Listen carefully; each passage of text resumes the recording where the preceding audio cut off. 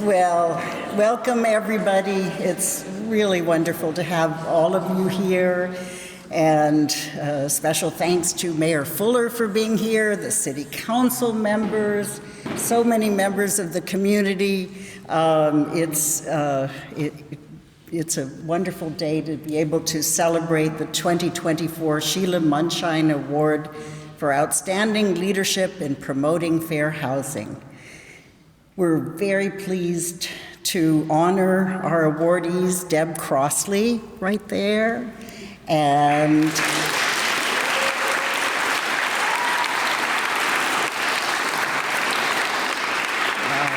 Vicky Danberg, right there.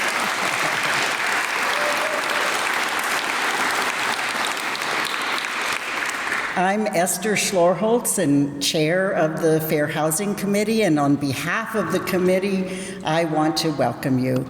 Several current and former members are here today, and I hope you'll just raise your hands and let me wave at all of you. And there's even Susan saying yes. We're so honored to have most of the committee here, and also thank you for all of your great work. I do want to, before moving on too fast, I do want to thank key city staff that support the work of the committee. Laura Kritzer, there you are. There's Barney Heath.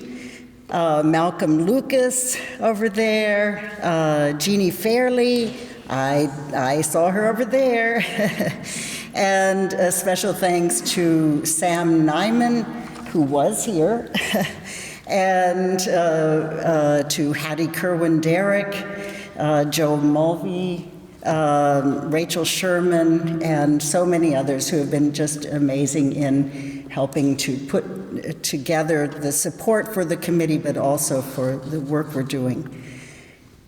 Before introducing Mayor Fuller and later Councillor Susan Albright for their remarks, I want to offer some background on the Fair Housing Committee and the Sheila Munshine Award. The committee members, as you probably know, are all appointed by the mayor and volunteer their time and expertise.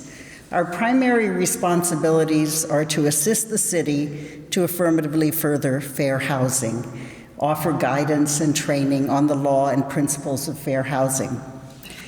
The Fair Housing Award is named for Sheila Munshine, who brought together her extensive expertise in civil rights law with her passionate commitment for fairness and justice. She was a deeply dedicated and caring person who worked tirelessly to help others to have more opportunity for better lives and to make Newton a more welcoming place. I had the pleasure of working with her during much of that time, and I know that her husband, Lee Munshine, is here, and there is Lee. Lee, would you like to just stand up? We're so grateful you made it today.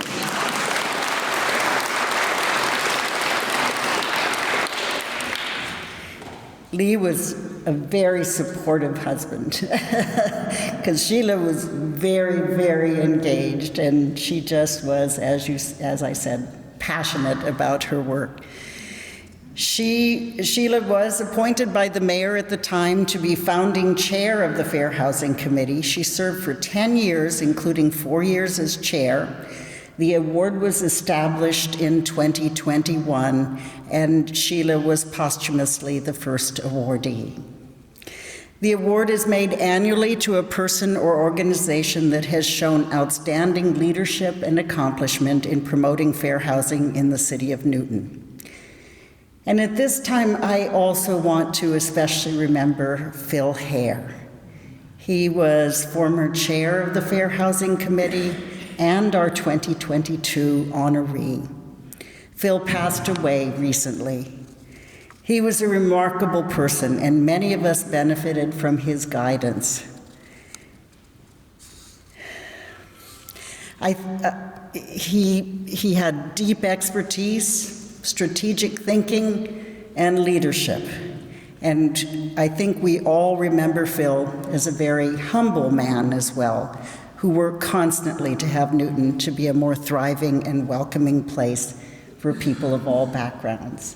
I know many of you have actually made comments in memory of him, so we're sorry that he is no longer with us. Now, I do want to welcome Mayor Ruth Ann Fuller for her remarks, and we're so grateful you're here today to help us honor these wonderful awardees. Thank you.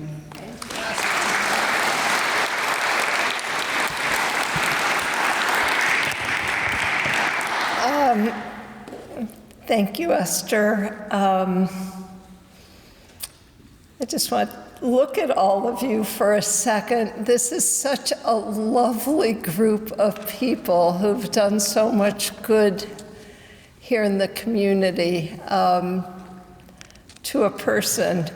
And formally, I will say that we gather this afternoon. Do you know it's 56 years after our Newton resident, Massachusetts Senator Ed Brooke, who was the first Black U.S. senator elected since 1875 in the Reformation. It's 56 years since he stood in the U.S. Senate chambers and spoke powerfully about his personal experience as a veteran, returning home from World War II, and he being denied housing because of the color of his skin. That speech, his powerful position, and his willingness to use his personal story turned into perhaps the pivotal moment in gathering support for the Fair Housing Act, of which he was one of the co-authors. So it was April 11th, 1968, that the Fair Housing Act, which was the third and final significant piece of the landmark Civil Rights Act, was passed into law. And as Esther said, using slightly different words, but that law makes it illegal across this country to discriminate against a person in the purchase, sale, rental, keep in mind rental, or financing of housing based on race, color, national origin, religion, sex, disability, or familial status. And the Fair Housing Committee also commits recipients of federal funding, which includes the city of Newton, to, and Esther said this, but that word affirmatively really matters, to affirmatively further fair housing in their communities. And gotta give credit to our current president, President Joe Biden. So on the very day that he was sworn into office, he took that moment, took that stage to sign an executive order further extending protections by prohibiting discrimination in housing because of gender identity or sexual orientation. So I want to give a quote from Senator Brooke. Back, I believe this is from 1968. Fair housing is not a political issue, except as we make it by the nature of our debate. It is purely and simply a matter of equal justice for all Americans. Isn't that lovely? We've got to live up to it because it feels like it's a political debate, and it feels like a Deb Crossley or a Vicky Danberg have to have courage to stand up for fair housing. Sigh, we're still not living in the world that we should be living in. So, all these years later, it's people like Esther Shorlitz, members of our Fair Housing Committee, city councilors who are with us today, Susan Albright, Andrea Downs, Martha Bixby, Vicky Danberg,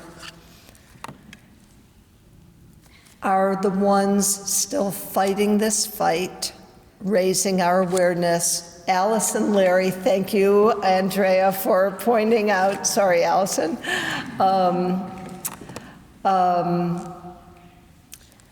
And I do want to repeat a little bit what Esther said about Phil, her, and Sheila.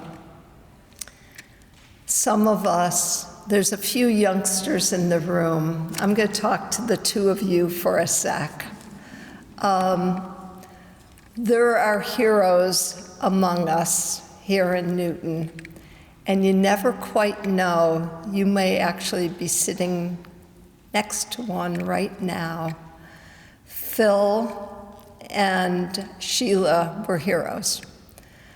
At first glance, they kind of looked like just ordinary people, but they took their wisdom, their heart, their courage, their persistence, and helped guide us for lots of years, and they've passed that along to another generation, and we're passing it along to the two of you.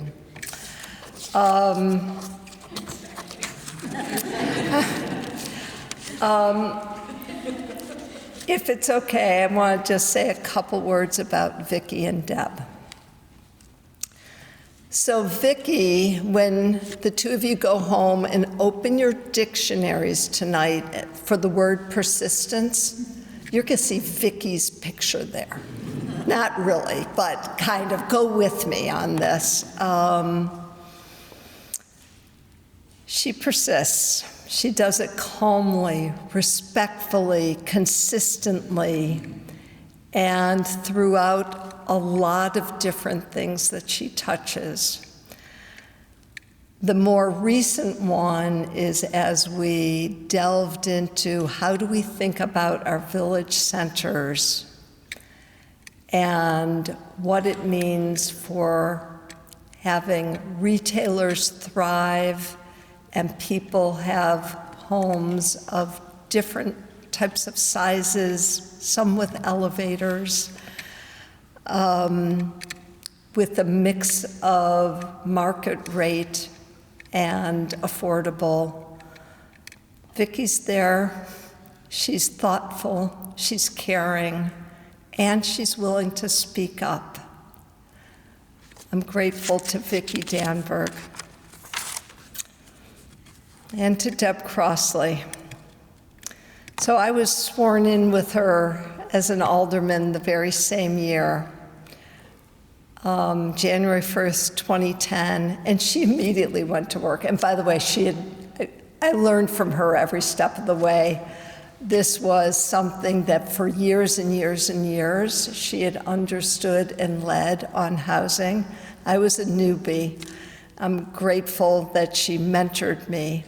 She immediately, do you remember, what was the first phase of zoning reform called? I couldn't even come up with the name. There was a zoning reform group report that Right. was based on the comprehensive plan. Right. Well, she was at the comprehensive plan with Phil, of course, but right immediately in 2010 or 2011, she was appointed to be the city councilor who was going to bring forward for phase one of zoning reform. And Deb, many of us in this room know her well. She's got this combination of a really big brain and a really big heart. And she is willing to dive deep into the details and then zoom back out to the big picture. And year after year, time after time, she will help a person. You know, you call Deb, an hour and a half later, you're still there and she's still helping you figure it out. She does that with groups, she does that with individuals, and she is so willing to engage with people who have very different worldviews. It's remarkable. And in the last, in 2023, when we were in the final throes of this combination of village center overlays and MBTA communities, She was a true leader. We are a better city because of all her efforts. And to Vicky and to Deb, you are profiles in courage and remarkable human beings, and made Newton a better place with your efforts. Let me just close with this. We know we have more work to do. It feels awfully good, though, to have things like the West Newton Armory moving forward, and I believe we just got some good news on funding. More on that later. It feels awfully good to have something like Family Aid opening up in, looks like October, over on Washington Street. It feels awfully good to have the amazing people who are walking the walk and doing the work on the Fair Housing Committee. But we need every person in this room to keep helping us do it, because the journey is long and there are many steps ahead. But I couldn't be more proud to be with all of you as we do this important work. So thank you all.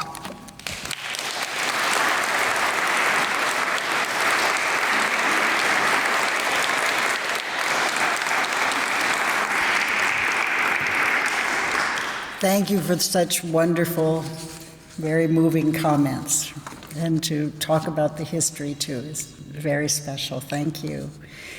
I'm going to start with Deb Crossley to honor her. So I am, as people may know, I'm pretty verbose, so I go on a little while, but but I do want to especially talk about you especially. Deb has lived in Newton for almost 4 decades, since 1985, and I believe her husband is here too. He has, okay. In addition to running a home-based residential architectural practice and raising her children here, she has been deeply engaged in the community. As an architect, she was involved in many housing projects, including home renovations, public housing, mixed income, affordable, and special needs housing as well. Throughout her career, Deb worked not only to promote housing options in Newton and surrounding communities too, but she strove to organize, educate, and advocate for social and economic diversity.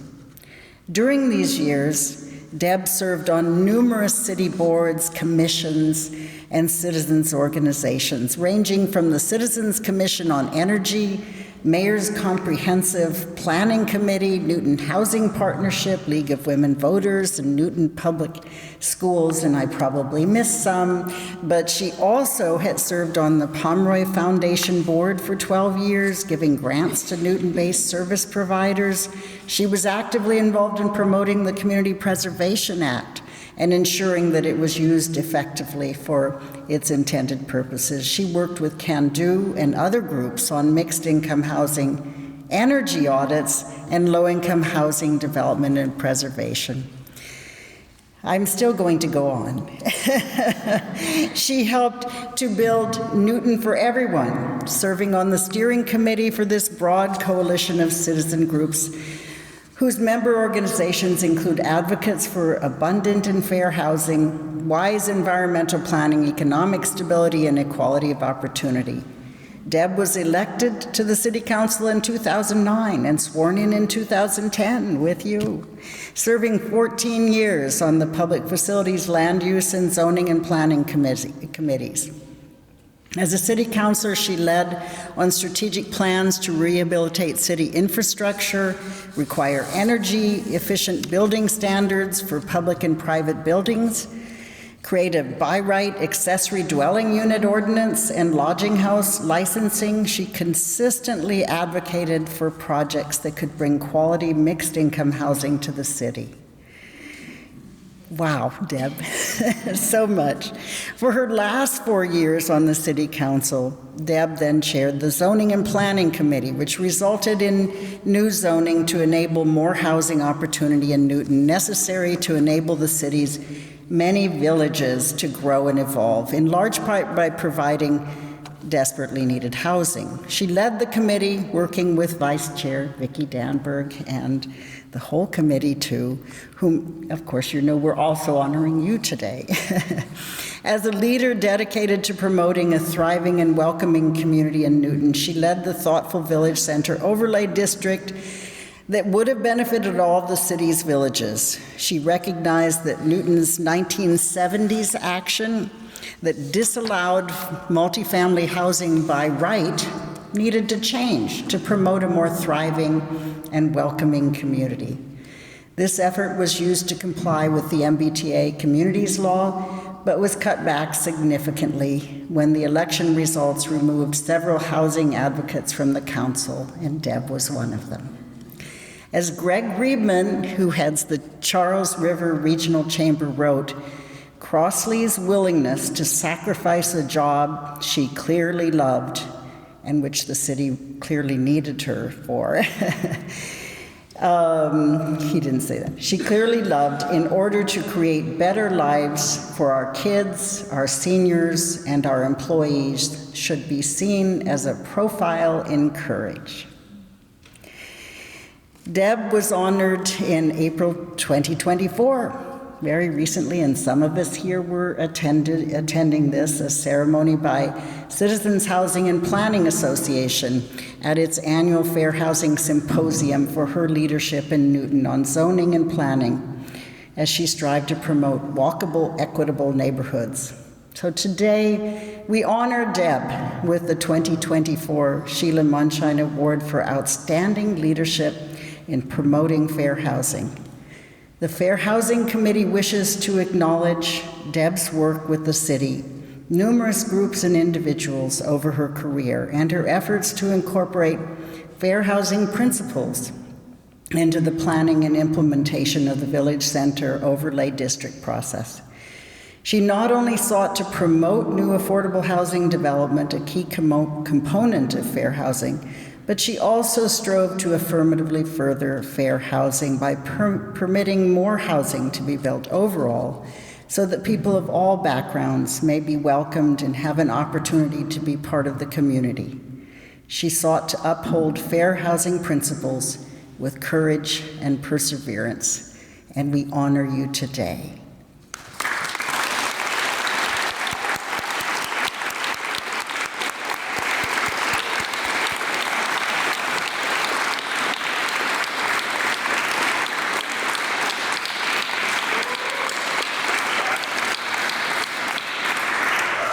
Deb, would you like to say a few words? Deb has recently had some surgery, so I want to, only do what you want to do. I need to say a couple things. Very modest, too. Wow. Well, Esther and my good friend Ruth Ann Fuller, Mayor, your words are choking me up. I think, Phil, if I go before you, you should contact both of them to help you with the obituary. Seriously, though, it is, I'm going to reprimand you just a little bit, because you both made it sound like I did all this by myself, which of course is never, ever, ever the case. Just look at this room. I don't normally need a crutch, you think? But I said this to Tamara Bliss, who's here earlier. You all are my crutches. And you all have given me the strength over the years, the advice desperately needed, the ideas to incorporate, the passion that you have for people and the quality of life in our city. You give that to me, you gave it to me every day over those 14 years. And I'm very grateful for that, because that made my work not easy, certainly easier, and I felt very much appreciated. This is an extraordinary community, and if only the extraordinary people in the community would continue to connect with one another on many levels, keep those relationships strong, because the work, as Ruth Ann said, this is a new beginning. It's another beginning. We are so far from where we need to be. I also want to thank the staff. We have also a remarkable number of individuals who are unsung heroes in many of our city departments, certainly in our buildings department and our DPW and our zoning and planning department. I see Barney Frank is here in the back of the room. There are some extraordinary staff members who, brought us through the last 3 years. Let's just talk about the last 3 years, right? Which was a complicated effort, a protracted effort, because you're doing everything in a fishbowl in the public realm.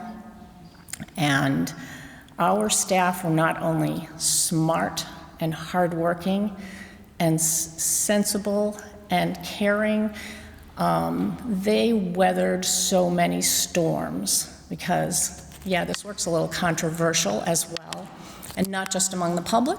Of course, it's also controversial among the elected officials, and they got beaten up sometimes, and they kept going. Some wonderful staff, wonderful consultants.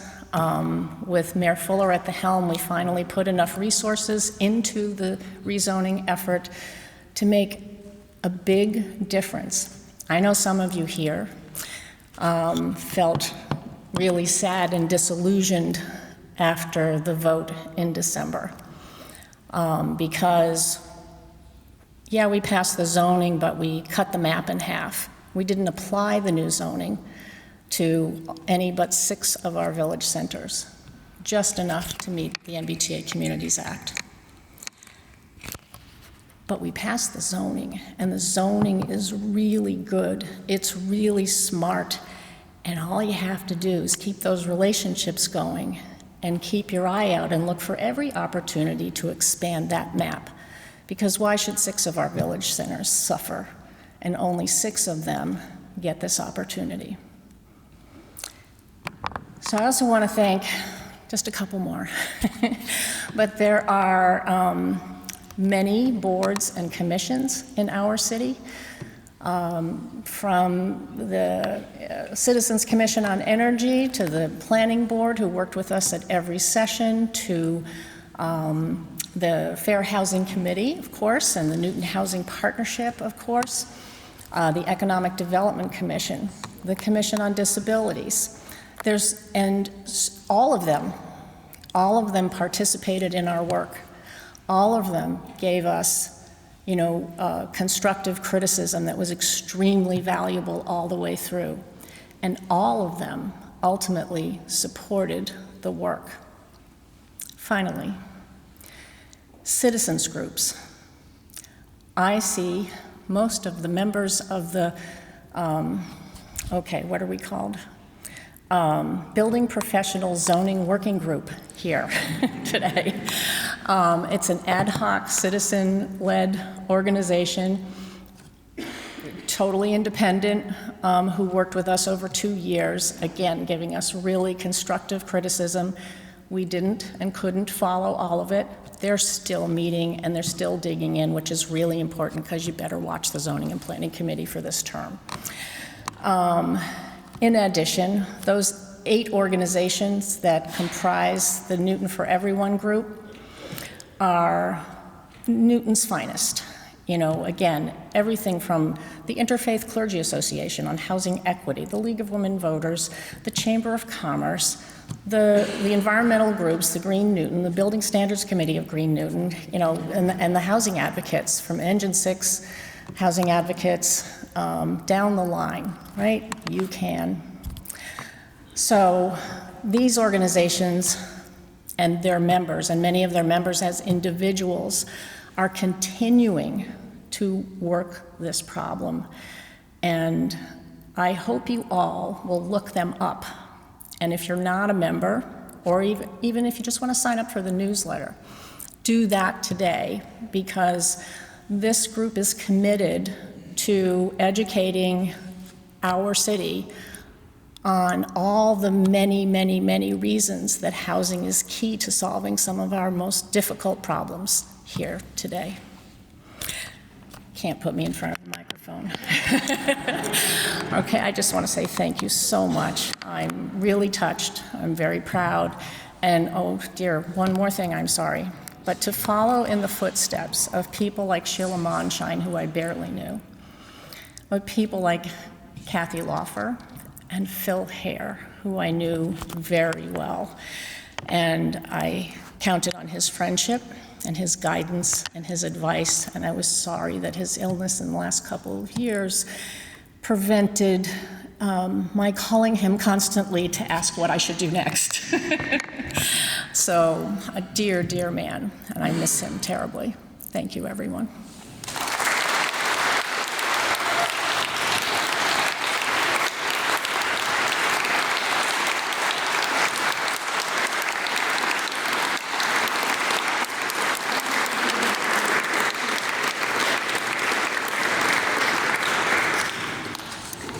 Thank you, Deb.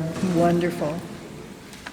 So I want you to know that Susan Albright is also going to be speaking, but first we are going to honor Vicky Danberg.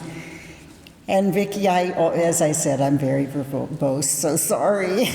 She was really succinct in what she sent me, however, I want you to know. Vicky grew up on Martha's Vineyard and moved to Boston to attend Simmons College, where she received her BA and her MBA degrees. She and her husband, John, who I believe is sitting right there, have lived in Newton since 1977, when they rescued an old Victorian, turned it into their family home, raised their children there, as well as rescued many dogs over the years. Vicky has served on the Newton City Council for 20 years, since 2004. She has used her expertise in finance and management and her commitment to progressive causes to contribute to Newton's advancement. She has promoted affordable housing in Newton, most recently working to enshrine principles of fair housing in the Village Center Zoning Overlay District Initiative, as we talked about, as Vice Chair of Zoning and Planning Committee.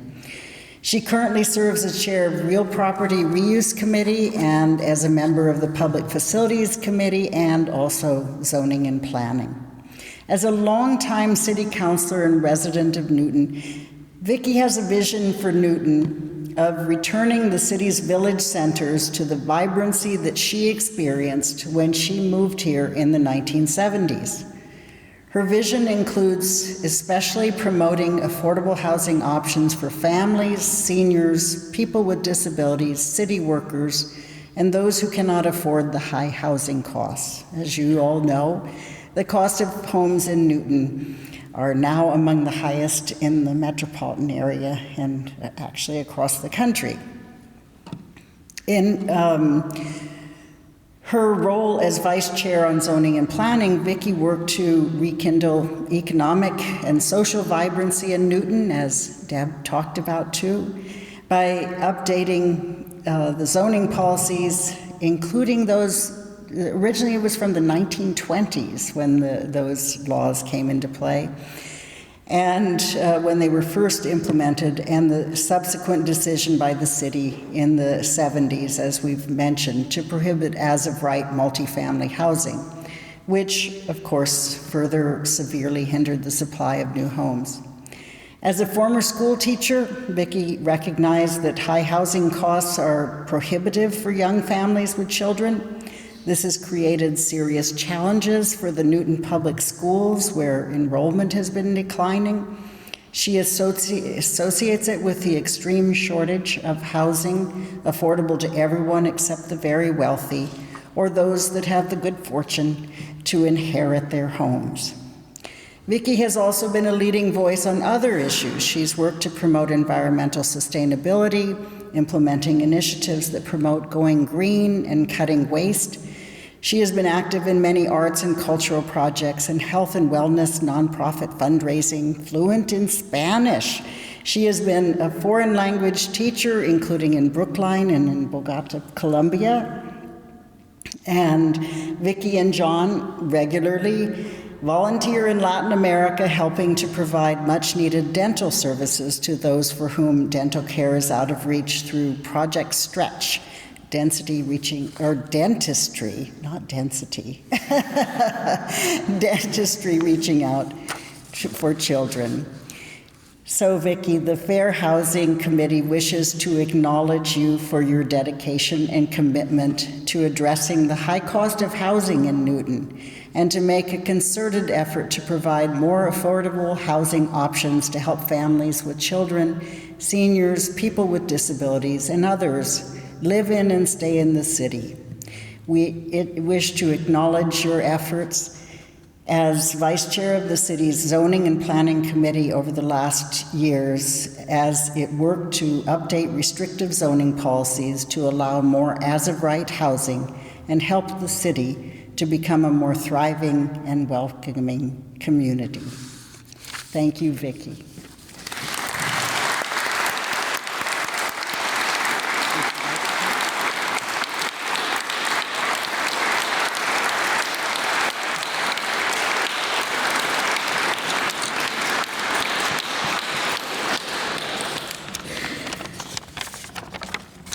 What a great spring day it is today, isn't it?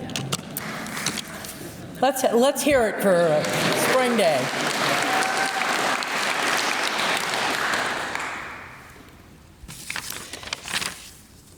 First of all, thank you very, very much, all of you. I'm honored and very much humbled to receive this award along with Deb. Deb and I have a long history of working together on zoning and planning. She and I have been on the Zoning and Planning Committee for years together. And I served as her vice chair, learned a huge amount from her, and am very grateful for the advice and the counsel that you have provided to me and to Mayor Fuller and to many, many of the other people that we have worked with. We dearly miss you. I can see people here who are equally or more deserving to receive an award like this, because many of the people in this room have worked for years and for decades in affordable housing and creating housing in Newton and beyond. I want to thank them and the many city officials that Deb mentioned. We have expert staff. We have really an outstanding staff in all of our departments. Yes.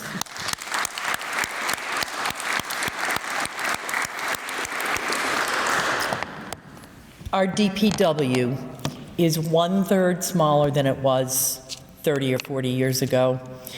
The school staff is almost 1/3 smaller.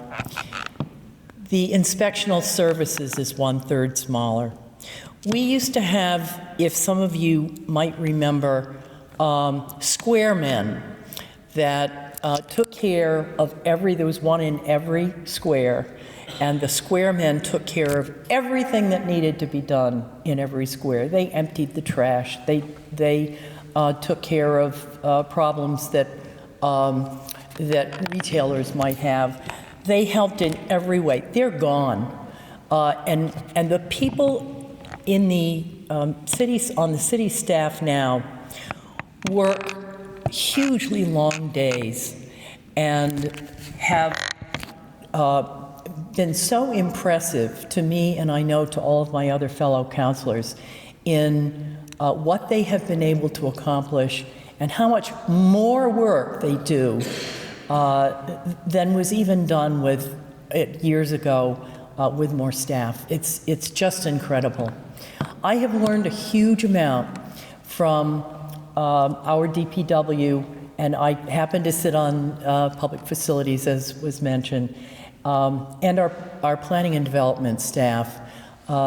They have walked us through, Deb and I and the Zoning and Planning Committee, they've walked us through a couple of years of really deep and important material that is needed in order to help our city move forward in housing.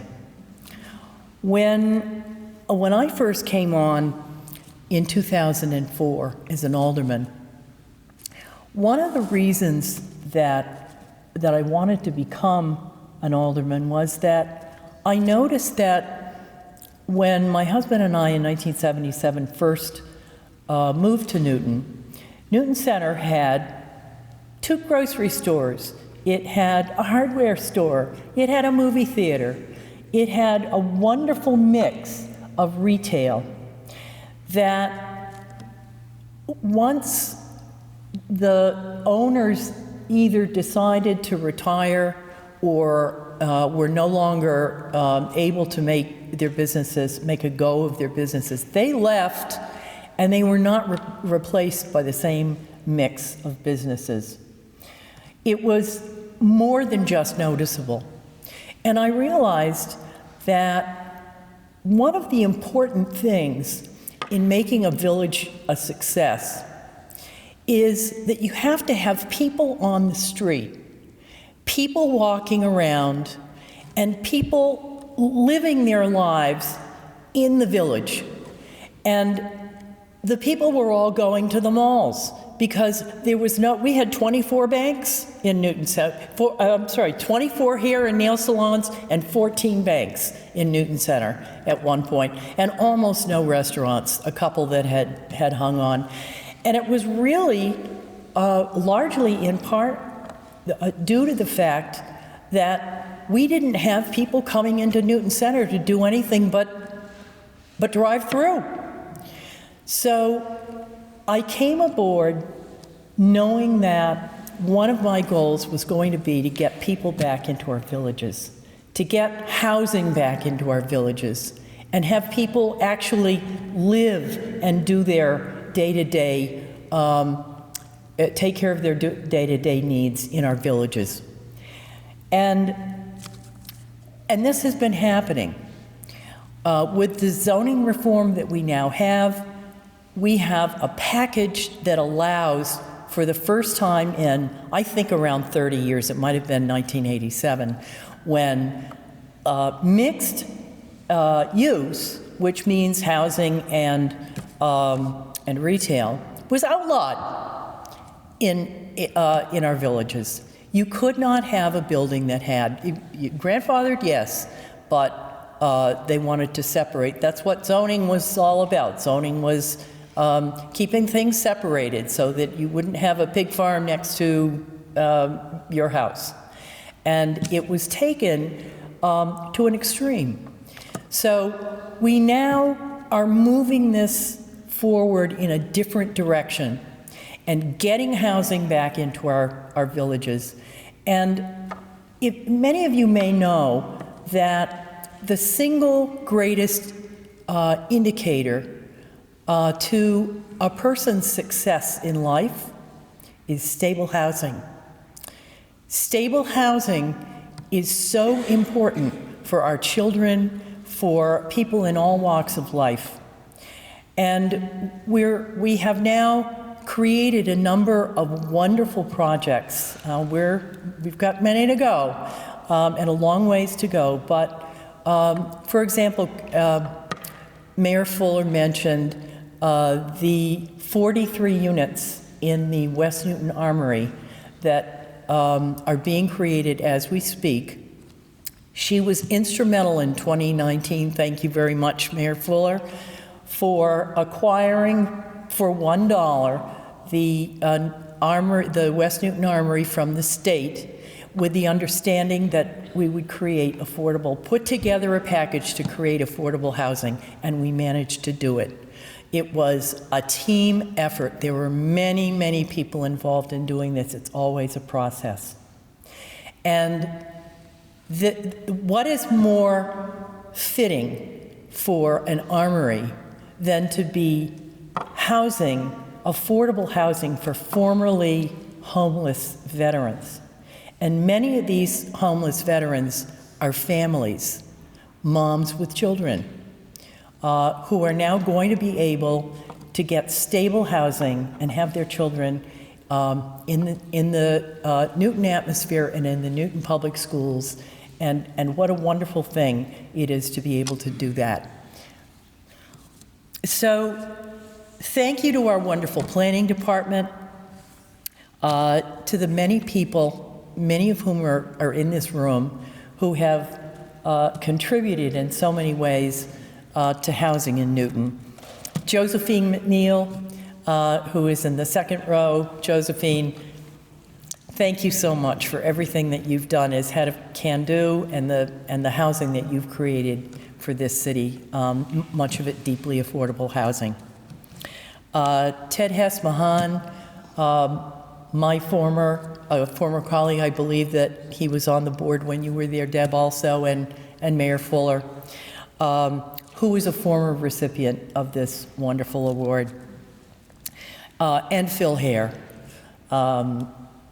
Phil was a mentor to me, as well as he was to many, many people in this room and at MIT where he taught, and everyone that he has ever had, who has ever had the pleasure of benefiting from his calm and wise advice will attest to. We deeply, deeply need all kinds of housing. Yes, we need affordable housing, but we need worker housing, we need empty nester housing, we need apartments. And the people who leave, the people who need a larger space will move out of their apartment and buy a home, a market rate home. So we need market rate housing also. And those apartments that will become vacant, other people will move into. There's a circle that is completed in housing by creating more housing for at every level. Creating housing is a long process. It takes, as many of you can attest, years to create a project. We've had some great wins, and we've got some coming up. For example, I think many of you, or all of you, know about the Northland project, 800 units with 20% affordability. That's absolutely terrific to add those units. They're so deeply needed. As chairman of Real Property Reuse, I had the pleasure of working with the council and the mayor on these projects, and they're coming along. So we are now working on adding affordable housing at the Walker Center. The housing will be next to an elementary school and a playground. It will be in walking distance to the 3 forms of mass transit and located in an existing neighborhood. How great is that, to have housing that will have children, families right near an elementary school and near transportation. It warms my heart to know that we can continue to do this. So thank you again, Madam Mayor, for your Walker Center support. We've made great strides, and now we have to look at residential zoning. We started it and decided to table it because it was obvious that there was too deep a divide for us to continue and at that time, get anywhere with it by the end of a term. And so we moved to village zoning. Now we have to go back and look at residential zoning because we need infill housing in our neighborhoods. There are so many opportunities that can be created by additional housing within the existing neighborhoods that we have. So, onward. Thank you all very, very much for this wonderful award. I am very deeply touched and grateful. Thank you.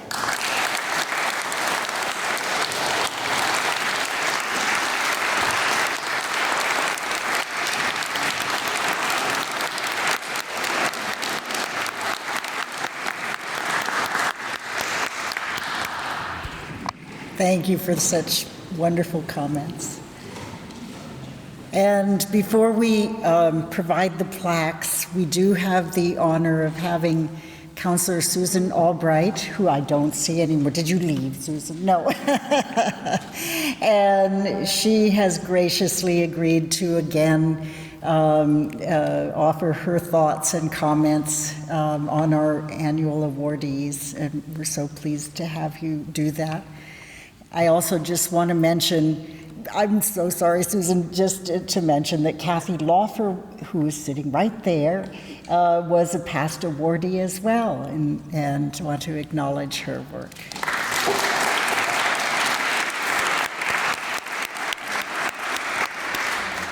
And thank you, Susan, for so graciously agreeing to make your comments. We are grateful.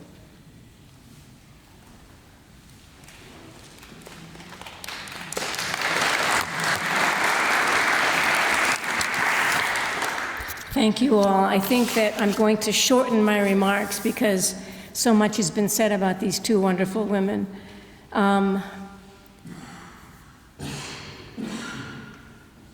So I think the mayor mentioned persistence, and persistence plays a role in what I had to say as well. I think that you can't be on the city council without having patience and persistence, because progress takes a very long time, a very long time. I served with Deb on her first term, with Deb and Vicky both on the first term, as Vicky mentioned, doing the residential zoning, and we took a few lumps on that one. But patience and persistence brought us back the next term, and we had success and created the crowning jewel, which was the Village Center Overlay District. I think in many ways Deb's work before she came on the council with all the citizen groups laid the groundwork for all the work that would happen later. Certainly as chair of the Public Facilities Committee, you made it possible to have a green infrastructure. And that first Green Communities grant that you got for us, I think you collected the data yourself for that grant. And certainly reviewing all of the schools' plans for the rebuild of all those elementary schools and all the other schools made these schools kid-friendly, teacher-friendly, and certainly environmentally sound. Patience and persistence played a role in the accessory dwelling units as well, where we got the ordinance passed the first time, and it meant you had to have a special permit. And then we took another swipe at it and got it by right if it was an accessory dwelling unit within the house. And then we had to take another swipe at it to allow accessory buildings that were not in the house to become accessory units. So I'm telling you, patience and persistence pays off. It takes years. And as for Vicky, you know, the snow shoveling ordinance, Vicky, so to make it safer for our kids to walk to school and elders to get around, I don't know how many years that took, but it was a long time. As chair of real property reuse, you mentioned that you were there for the Armory project. You're there again for the Walker Center homes, and you have a committee which is almost comprised of 100% new members of the council, and that's not easy to herd those cats and make it work.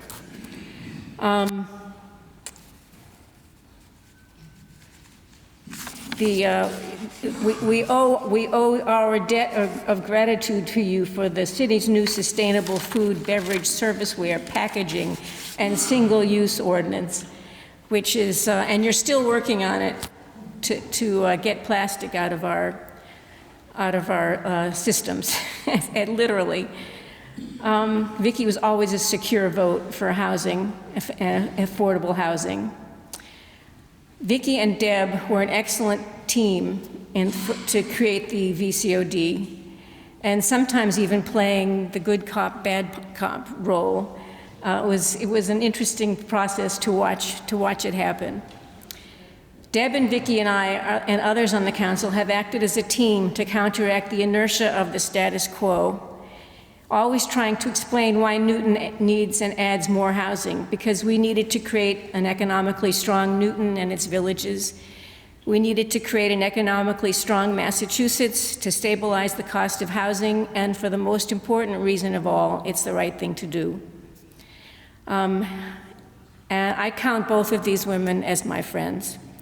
And I can't help but say in closing, and I'm sure that Vicky would agree with me, we dearly miss you, Deb, on the council, and we certainly wish you were still a city councilor.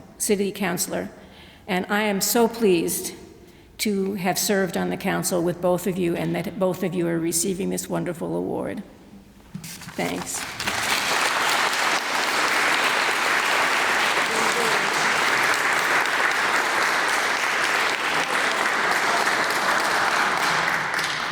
So we are going to give our plaques to you, so if the two of you would come up, and I'm going to grab them over here. I'm going to move this back, and we'll go in front. How about that? You two in the center here. Your center stage. More, Yeah, absolutely. Here, go ahead. Thank you. Thank you so much.